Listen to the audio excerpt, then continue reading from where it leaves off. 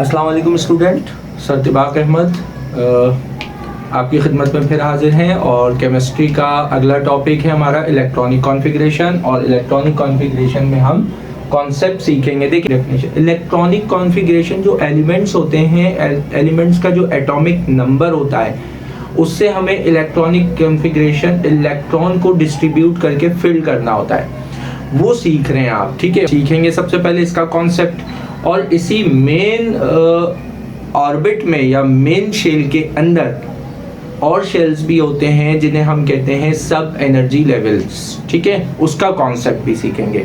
ज़्यादातर हमारे पास जो कॉन्सेप्ट होता है वो SPD जो सब एनर्जी लेवल होते हैं उससे इलेक्ट्रॉन को फिल करने को आता है। ठीक है, और वो किस तरह से करना होता है ये भी बताऊंगा मैं आपको। ठीक है, कि किस तरह से हम उसको फिल कर सकते हैं, उसका तरीक़ेकार क्या होता है। कि जब आप ये सीख लेंगे SPD में कितने इलेक्ट्रॉन्स डिस्ट्रीब्यूट होते हैं, कितने कितने इलेक्ट्रॉन, S में कितने इलेक्ट्रॉन डिस्ट्रीब्यूट होंगे, P में कितने इलेक्ट्रॉन डिस्ट्रीब्यूट होंगे, D में कितने इलेक्ट्रॉन होंगे और F में कितने इलेक्ट्रॉन होंगे। लेकिन सबसे पहले, उससे पहले आपको कॉन्सेप्ट ऑफ शेल के LMNOP का ये कॉन्सेप्ट समझना होगा। देखिए स्टूडेंट्स, अगर हम किसी भी एटम को देखते हैं, कोई भी एटम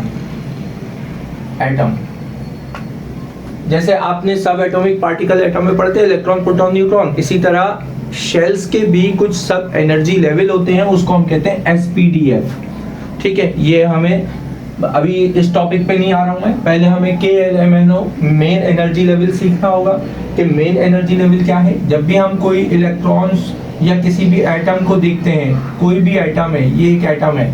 ठीक है, फॉर एग्जांपल दैट, थोड़ा सा मैं छोटा कर देता हूं उसको, ये आपका, और ये आपका न्यूक्लियस है, ये आपका न्यूक्लियस है और ये इलेक्ट्रॉन है।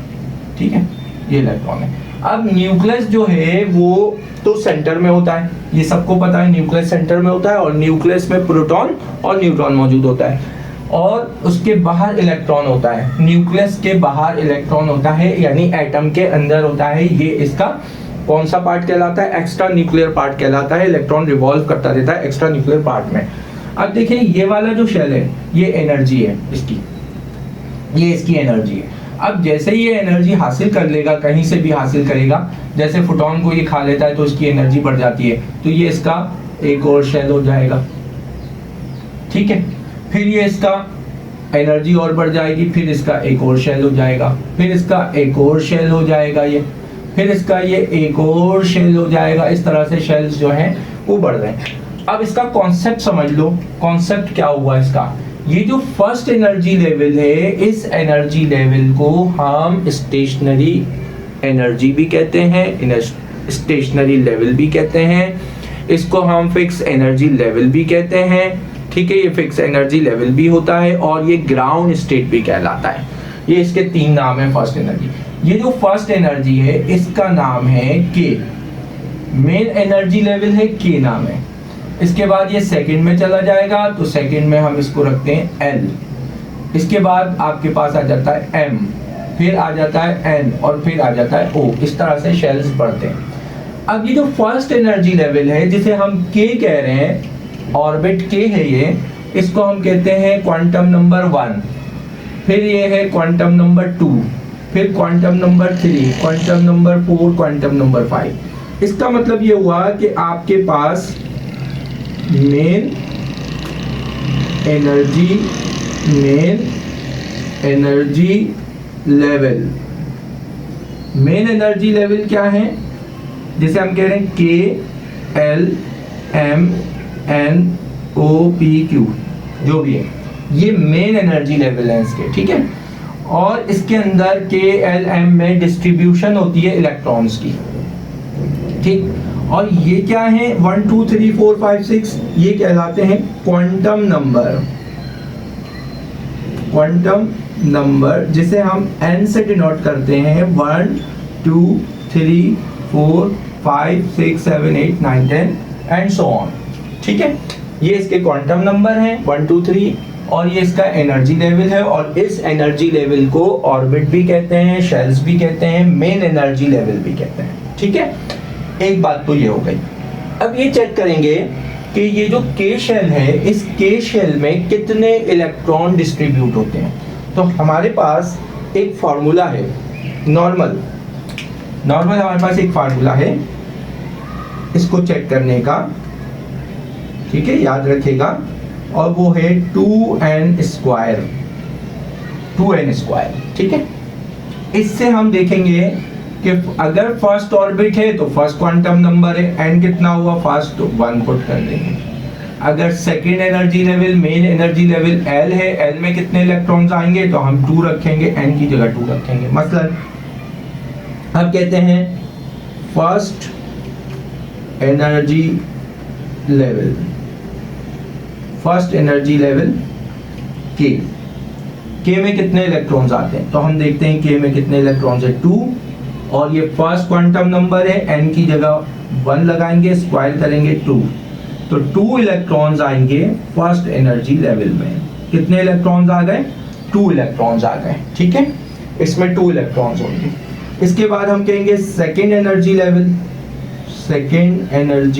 लेवल, और सेकेंड एनर्जी लेवल L का नाम रखेंगे 2, तो क्वांटम नंबर क्या हो गया, L हो गया, और सेकेंड एनर्जी लेवल है तो क्वांटम नंबर 2 का स्क्वायर 4, 4 2 8 इलेक्ट्रॉन्स होंगे इसके अंदर, 8 इलेक्ट्रॉन्स, ठीक है, K में, L में 8 इलेक्ट्रॉन्स आएंगे। इसके बाद सेकेंड के बाद हम देखेंगे, सेकेंड के बाद थर्ड एनर्जी लेवल में जब हम जाएंगे तो हमें पता चलता है कि थर्ड एनर्जी लेवल आपका m है और ये 2, तो ये क्या हो गया, क्वांटम नंबर 3, तो 3 रखेंगे, 3 का स्क्वायर 9, 9 2 18 इलेक्ट्रॉन्स, ये डिस्ट्रीब्यूशन हो रही है।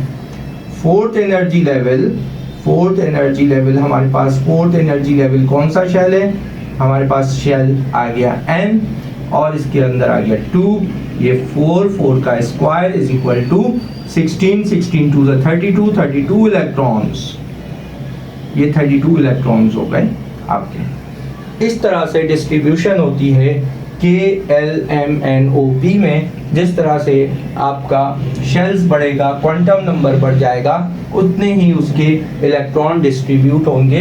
ये तो मेन एनर्जी लेवल के लिहाज से मैंने आपको बता दिया कि इसमें KLMNO मेन एनर्जी लेवल के लिहाज से K में 2 इलेक्ट्रॉन्स होते हैं, K में हम 2 इलेक्ट्रॉन्स लगा देंगे, एक लगा हुआ है, एक और लगा दिया। L में कितने इलेक्ट्रॉन्स हैं, L में टोटल 8 इलेक्ट्रॉन्स होंगे, ठीक है, तो 8 इलेक्ट्रॉन्स लगा देंगे।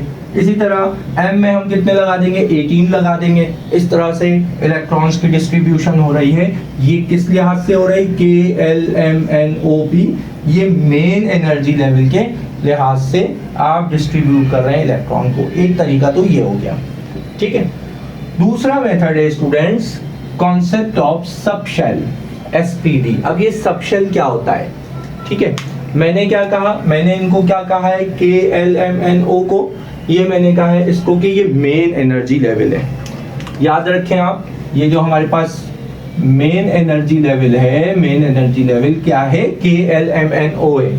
ये जो KLMNO PQR जो भी ऑर्बिट बढ़ेंगे, जिसको हम ऑर्बिट्स कह रहे हैं या शेल कह रहे हैं या मेन एनर्जी लेवल कह रहे हैं, ये डिवाइड हो जाता है sub energy level are known as subshell. ये जो शेल्स हैं ये आपस में, मेन एनर्जी लेवल के शेल्स आपस में डिवाइड हो जाते हैं सब एनर्जी लेवल में, जिसे हम सबशेल कहते हैं। अब ये सबशेल कैसे बनते हैं, जरा इसको भी मैंने यहाँ पे लिख दिया है, जरा देखें आप। When electrons are many in numbers in a shell, एक शेल में जब बहुत ज्यादा शेल्स आ जाएं, सॉरी इलेक्ट्रॉन्स आ जाएं, numbers many in numbers, electron ज्यादा हो जाएं, 2 हो जाएं, 4 हो जाएं, 6 हो जाएं, तो अब क्या होगा, अब जब वो रिवॉल्व करेंगे उस शेल के अंदर, तो वो क्या करते हैं, वो जो है वो रिपल करना शुरू करते हैं, रिपल्जन करते हैं वो, ठीक है, दे शो रिपल्जन। अब वो जब रिपल्जन करते हैं तो वो क्या हो जाता है, एंड मेन शेल स्प्लिट हो जाता है, टूट जाता है। मेन शेल जो है वो स्प्लिट हो जाएगा, टूट जाएगा कुछ और एनर्जी के अंदर, ठीक है, और वो एनर्जी स्प्लिट होके क्या हो जाएगी, सब एनर्जी लेवल में कन्वर्ट हो जाएगी या सब शेल में कन्वर्ट हो जाएगी, SPD। अगर हम कहते हैं हमारे पास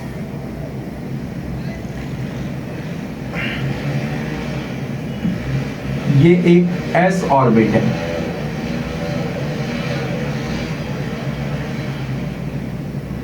एस ऑर्बिट है।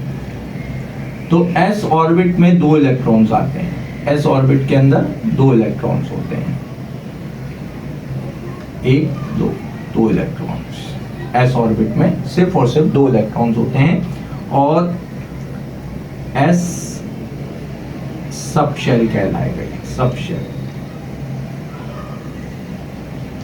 ठीक है, और ये कौन सा शेल कहलाता है? ये कहलाता है के शेल। यानी के शेल में सिर्फ और सिर्फ एक सब शेल एनर्जी डिस्ट्रीब्यूट होती है, उसमें 2 इलेक्ट्रॉन्स होते हैं के शेल के अंदर, 2 इलेक्ट्रॉन्स। ठीक है, एस में 2 इलेक्ट्रॉन्स होते हैं और ये के शेल कहलाता है। यानी ये मेन एनर्जी लेवल है और इस मेन एनर्जी लेवल में अगर 2 इलेक्ट्रॉन्स आ गए तो अब क्या करेंगे? ये रिपल करना शुरू कर देंगे, ये आपस में टकराएंगे, रिपल करेंगे। तो इनके रिपल्जन की वजह से एक ऑर्बिट टूट गया।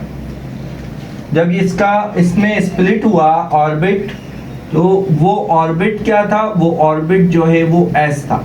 वो ऑर्बिट क्या है? एस सबशेल कहलाएगा, के शेल। और इसमें 2 इलेक्ट्रॉन्स होते हैं तो एस में भी 2 इलेक्ट्रॉन्स होते हैं। ठीक है, यानी ये खुद एक के शेल है, मेन एनर्जी लेवल है और इसमें 2 ही इलेक्ट्रॉन्स होते हैं और ये खुद क्या कहलाता है? ये एस सबशेल कहलाता है। ठीक है, ये बात ज़हन में रखिए। दूसरा हमारे पास ये आपका हो गया एक शेल और ये हो गया आपका दूसरा शेल। ठीक है, अच्छा अब इसमें हम किस में आ गए? एल में आ गए, second main energy level second में आ गए। ठीक है, ये मेन एनर्जी लेवल के में थे हम और के जो है वो स्प्लिट हो रहा है सिर्फ एस सब शेल में। ठीक है, इसका अपना जो शेल है वो एस है। अब देखिए स्टूडेंट, यहाँ पर ये वाला शेल, इसमें कितने हैं? ये कहलाएगा एस सब शेल, ये एस सब शेल है और ये वाला क्या है? ये कहलाएगा पी सब शेल। ठीक है, और ये दोनों शेल मिलके क्या बनाएंगे? ये दोनों शेल मिलके एल शेल बनाएंगे, एल ऑर्बिट या शेल, जिसे हम क्या कहेंगे?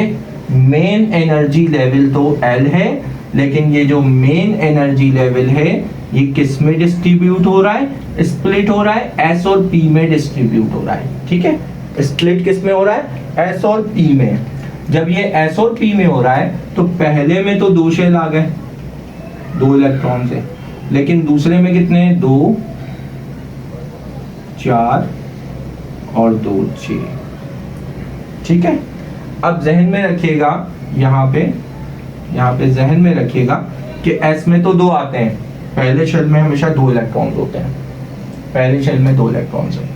दूसरे शेल में second main energy level second shell में कितने इलेक्ट्रॉन्स हैं? 8। तो इसके अंदर देखो 8 इलेक्ट्रॉन्स हैं।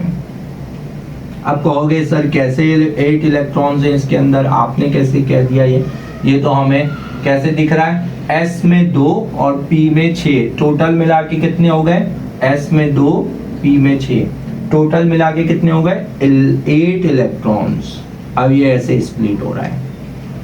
तो एल शेल के अंदर देख लो, second energy level L main energy level है, इसमें 8 इलेक्ट्रॉन है, लेकिन ये एल शेल में 8 इलेक्ट्रॉन्स किस तरह से हैं? जब इसमें रिपल करेगा इलेक्ट्रॉन्स तो रिपल्जन की वजह से एस और पी ऑर्बिट में डिस्ट्रीब्यूट हो जाएगा, स्प्लिट हो जाएगा, एस और पी में स्प्लिट होगा।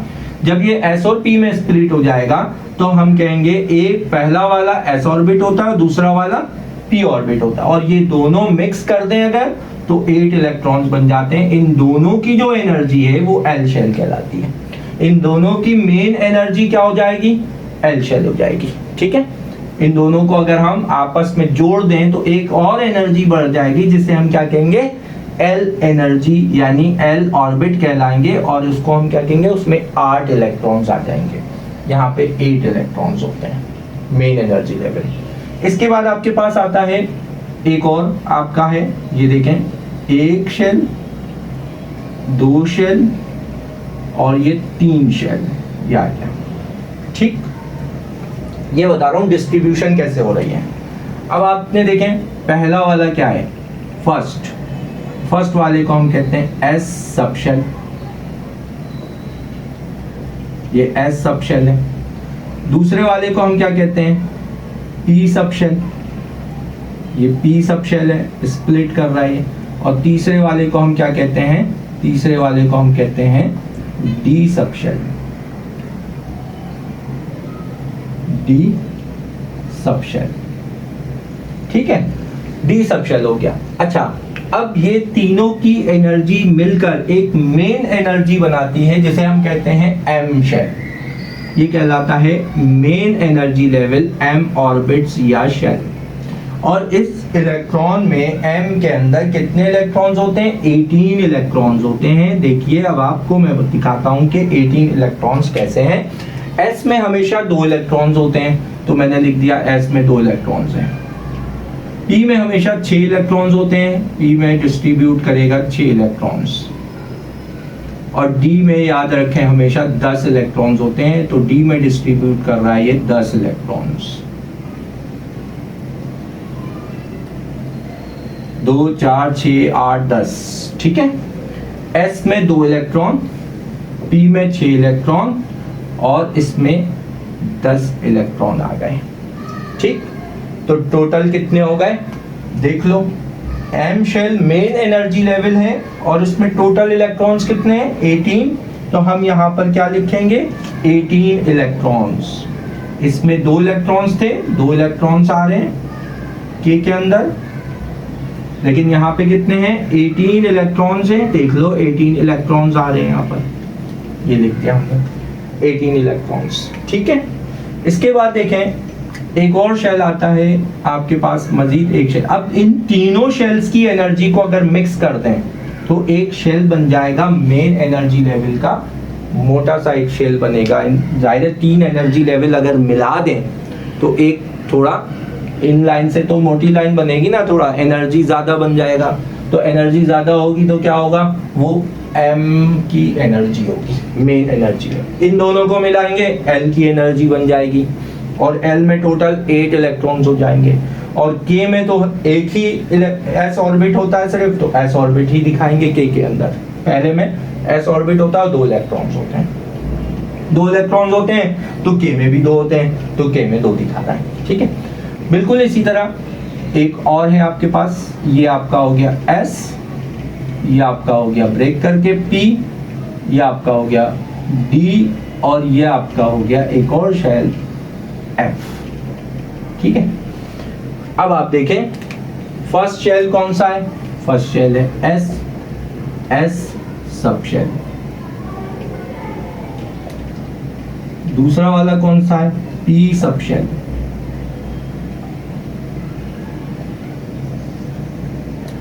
तीसरा वाला कौन सा है, डी सब शेल। और चौथा वाला कौन सा है, एफ सब शेल।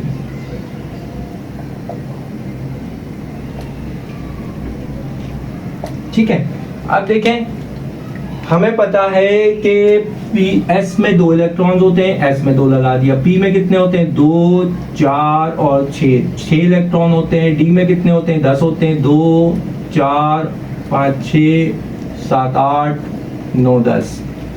और डी में एफ में कितने इलेक्ट्रॉन होते हैं, 2 4 5 6 7 8 9 10 11 12 13 14 14। एस में 2 इलेक्ट्रॉन, पी में 6, इसमें 10 और इसमें 14। और ये मिलके क्या बनाता है, ये मिलके ये इलेक्ट्रॉन्स ये आपस में मिलकर क्या बनाता है, कौन सा शेल बनाता है, ये आपका हो गया एम के बाद ये वाला हो गया एन। एन मेन एनर्जी है, एन शेल है। और इस एन शेल के अंदर कितने इलेक्ट्रॉन होते हैं, एन शेल में 32 इलेक्ट्रॉन्स होते हैं। तो आप देखें यहाँ पर 32 इलेक्ट्रॉन्स आ रहे हैं। ठीक है, अब मैं इन चारों एसपीडीएफ को अगर मैं मिक्स कर दूं, मिला दूं, तो एक शेल बन जाएगा मेन एनर्जी लेवल का, जिसे हम क्या कहेंगे, एन। और इसको अगर हम माइक्रोस्कोप से देखेंगे तो ये टूटता हुआ यानी स्प्लिट होता हुआ दिखेगा, और उसके अंदर भी कितने शेल्स होंगे, उसके अंदर सब शेल्स होंगे जिसे हम कहेंगे एसपीडीएफ। बिल्कुल इसी तरह इसको अगर माइक्रोस्कोप से देखेंगे एम शेल को, तो इसके अंदर 3 शेल मिलेंगे, 18 इलेक्ट्रॉन्स रखता है ये, और इसके अंदर जो डिस्ट्रीब्यूशन होगी एसपीडी की होगी। और इसमें अगर देखेंगे तो इसमें हमारे पास sp की होगी, और इसमें देखेंगे तो 2 की होगी। ठीक है, अब इसका मतलब क्या हुआ इलेक्ट्रॉन स्टूडेंट्स, ये मतलब ये हो गया इसका कि अगर हम देखें कि यहाँ पर नंबर ऑफ क्वांटम नंबर लिखें यहाँ पर, और यहाँ पे लिखें शेल मेन एनर्जी लेवल, और यहां पे लिखें सब शेल।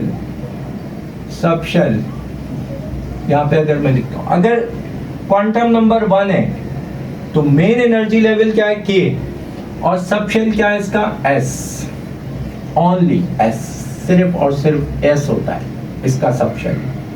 ठीक है, यानी इसके अंदर जो शेल है माइक्रोस्कोप से देखेंगे तो इसके अंदर एक शेल मिलेगा जिसे हम S शेल कहेंगे, और इलेक्ट्रॉन वहीं पर डिस्ट्रीब्यूट हो रहा है S शेल में। अगर नंबर 2 है तो L, ठीक है, ये हो जाएगा L। अब जब L हो जाएगा तो इसमें जो डिस्ट्रीब्यूशन हो रही है L शेल की, जो डिस्ट्रीब्यूशन है वो कैसे हो रही है, S और P में हो रही है। ठीक है, S और P, S में 2, P में 6, टोटल कितने हो गए 8, और यहाँ पे देख लो सेकेंड एनर्जी लेवल में 8 इलेक्ट्रॉन्स होते हैं। यानी अगर इसको माइक्रोस्कोप से देखें L शेल को हम, तो ये स्प्लिट होता हुआ दिखेगा हमें, इलेक्ट्रॉन्स की वजह से स्प्लिट होता हुआ मालूम होगा, और वो हो जाएगा S और P में। यानी इसका मेन एनर्जी लेवल, इन दोनों को मिला के मेन एनर्जी लेवल L बनेगा, और इसका स्प्लिट जो है वो S और P होगा। ठीक है, third energy M, main energy level तो M है, लेकिन ये ब्रेक होता हुआ स्प्लिट होता हुआ दिखेगा आपको SPD में। ठीक है, यानी SPD को अगर मिलाते हैं तो मेन एनर्जी लेवल M मिलता है, माइक्रोस्कोप से देखेंगे तो SPD स्प्लिट होता हुआ दिखेगा आपको, इलेक्ट्रॉन्स की डिस्ट्रीब्यूशन SPD के लिहाज से होगी, और टोटल 18 इलेक्ट्रॉन्स होंगे। Number 4 N main energy level है, और ये SPD और F इसमें स्प्लिट होता हुआ दिखेगा आपको। ठीक है, ये स्टूडेंट्स याद रखें, यानी इन एनर्जीज को आपस में मिला दें, मिक्स कर दें, तो एक लाइन, मोटी लाइन बन जाएगी, जिसे हम क्या कहें, ये मतलब एग्जाम्पल के तौर पे समझा रहा हूं कि अगर मैं इन तीनों को मिला दूं, जैसे 1 धागा, 2 धागा, 3 धागा, 4 धागा, 10 धागों को आपस में मिला दूं, या 4 मुख्तलिफ धागों को आपस में मिला दूं, तो एक मोटा धागा बन जाएगा। वो जो मोटा धागा बनेगा वो मेन एनर्जी लेवल हो जाएगा। ठीक है, एक धागे में 2 इलेक्ट्रॉन्स है, उसी को हम K कहते हैं, उसी को S कहते हैं, उसके अंदर जो है वो एक ही सब शेल है। ठीक है, जो कि S कहलाता है। लेकिन अगर इन दोनों को देखें, 2 धागों को मिलाएं, एक धागा S है और दूसरा धागा P है, दोनों को आपस में मिला दें तो एक मोटा धागा थोड़ा मोटा बनेगा, वो 2 धागों को मिला दें आप, 2 स्ट्रिंग को या 2 धागों को मिलाएं तो क्या बन जाएगा, एक L शेल बन जाएगा, एक और मोटा धागा बन जाएगा। ठीक है, फिर आप तीन इसका कॉन्सेप्ट समझ लें, क्योंकि SPD का अक्सर स्टूडेंट को कॉन्सेप्ट नहीं पता। ठीक है, अब ये जो है M शेल है, M एक एनर्जी है, मेन एनर्जी लेवल है, लेकिन ये डिस्ट्रीब्यूट हो रहा है SPD में। जब ये SPD में डिस्ट्रीब्यूट हो रहा है, इसका मतलब एक है, मैं एक धागा लूं रेड, एक धागा ब्लू और एक धागा व्हाइट। ठीक है, इन तीनों धागों को आपस में मिला दूं तो इन तीनों के मिलाने से एक और मोटा धागा बन जाएगा, जिसको मैं क्या कहूंगा, M शेल कह दूंगा। उसमें टोटल 18 इलेक्ट्रॉन्स होंगे। तो ये इसकी स्प्लिटिंग है, इस एनर्जी की जो स्प्लिटिंग है वो SPD में डिस्ट्रीब्यूट हो रही है।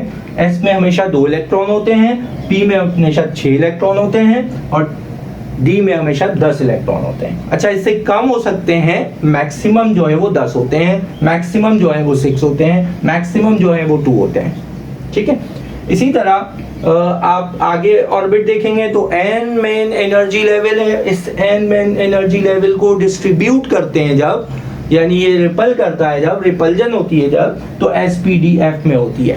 और जब ये SPDF में होती है तो स्टूडेंट याद रखें ये बात, SPDF यानी 4, अब 4 धागे हैं, 1 2 3 4, इन चारों धागों को मिला दूं आपस में और यूं करके मिला के बिल्कुल स्मूथ कर दूं उसको, तो एक और शेल बन जाएगा जिसे हम क्या कहेंगे, एन कहेंगे। और उस शेल के अंदर इन चारों को मिलाने से टोटल देख लीजिए 14 2 6 18 8 8 और 18 26 और ये हो गए 32, टोटल 32, यानी ये 10 है, ये 10 है, ये 10 है, ये 10 समझिए आप। तो 2 और 6 8, 8 और 10 8 और 10 18, 18 और 14 32 होते हैं, ठीक है।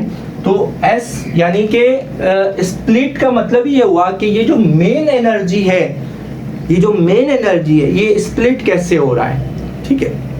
आप यूं समझ लें कि एक मोटी एनर्जी है, उसको दो हिस्सों में कर दिया तो K बन गया, K के साथ एक S बन जाएगा, ठीक है। इसी तरह एक और है, एक एनर्जी है L, और L को जब देखते हैं, उसको स्प्लिट करते हैं तो वो 2 हिस्सों में ब्रेक होती है, S और P में एनर्जी ब्रेक हो जाती है, ठीक है। सब एनर्जी S और P में ब्रेक हो जाएगी, ठीक है। इसी तरह अगर हम आगे देखें तो SP-D में ब्रेक हो रही है, M शेल में, और इसी तरह ये SPD-F में ब्रेक हो रही है। इस तरह से इसको ब्रेकअप क्या कहा जाता है। ये इसके मेन एनर्जी लेवल है, और ये जो मेन एनर्जी लेवल है किस में डिस्ट्रीब्यूट हो रहे हैं, SPD-F में, यानी K में सिर्फ S होता है, L में SP होता है, M में SPD होता है, और N एनर्जी SPD-F होती है, और आगे भी बढ़ती है एनर्जी इस हिसाब से होती है। अभी आप इतना ही समझ लें क्योंकि आपका 9th क्लास है।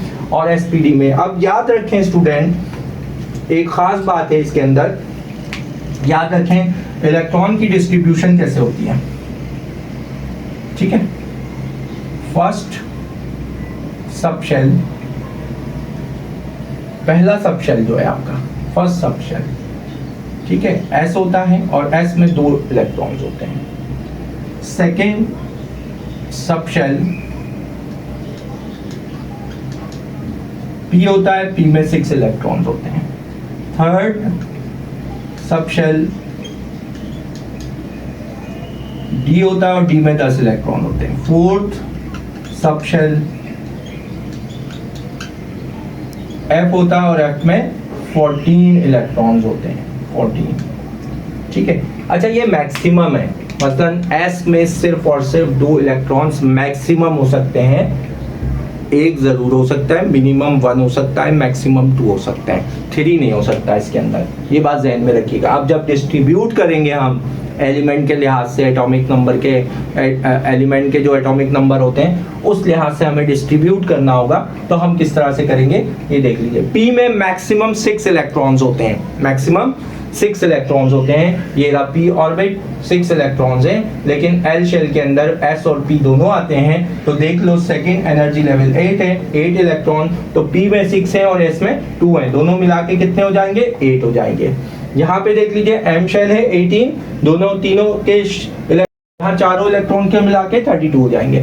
तो याद रखें P में सिर्फ और सिर्फ 6 इलेक्ट्रॉन्स मैक्सिमम होते हैं, 5 हो सकते हैं, 4 हो सकते हैं, 2 हो सकते हैं, 3 हो सकता है, 1 हो सकता है, लेकिन मैक्सिमम 6 हो सकता है, 7 नहीं हो सकता, ठीक है। थर्ड सब शेल में D है और D के अंदर सिर्फ और सिर्फ 10 इलेक्ट्रॉन्स मैक्सिमम होते हैं। 10 इलेक्ट्रॉन्स का मतलब ये है कि मैक्सिमम 10 हो सकते हैं, 9 भी हो सकता है, मिनिमम 8 भी हो सकता है, मिनिमम 1 भी हो सकता है, मिनिमम 2 भी हो सकता है, 3 भी हो सकता है, 4 भी हो सकता है। फोर्थ सब शेल के अंदर F है और ये 14 है, तो मैक्सिमम 14 इलेक्ट्रॉन्स होते हैं, ठीक है। 14 से कम हो सकते हैं, 14 से ज्यादा नहीं हो सकते, मिनिमम 14 से कम हो सकते हैं। मिनिमम से मुराद 13, मिनिमम से मुराद 10, मिनिमम से मुराद F में 1 भी हो सकता है, F में 2 भी आ सकता है, 3 भी आ सकता है, व्हाटएवर जो भी हम करेंगे उस लिहाज से। अब आप ये याद रखें पहले तो SPD-F में कितने इलेक्ट्रॉन की डिस्ट्रीब्यूशन किस लिहाज से होती है, ये कॉन्सेप्ट है इलेक्ट्रॉनिक कॉन्फ़िगरेशन का, ठीक है। ये मैंने आपको समझा दिया। अब हम कोशिश करते हैं स्टूडेंट्स कि इसको यहाँ पर अभी रोकते हैं और नेक्स्ट क्लास में मैं आपको इलेक्ट्रॉनिक कॉन्फ़िगरेशन, एलिमेंट की इलेक्ट्रॉनिक कॉन्फ़िगरेशन से इलेक्ट्रॉन की जो डिस्ट्रीब्यूशन होती है SPD-F में वो कैसे होती है, इसको आप सीख लीजिए, ठीक है। अस्सलाम वालेकुम व रहमतुल्लाह।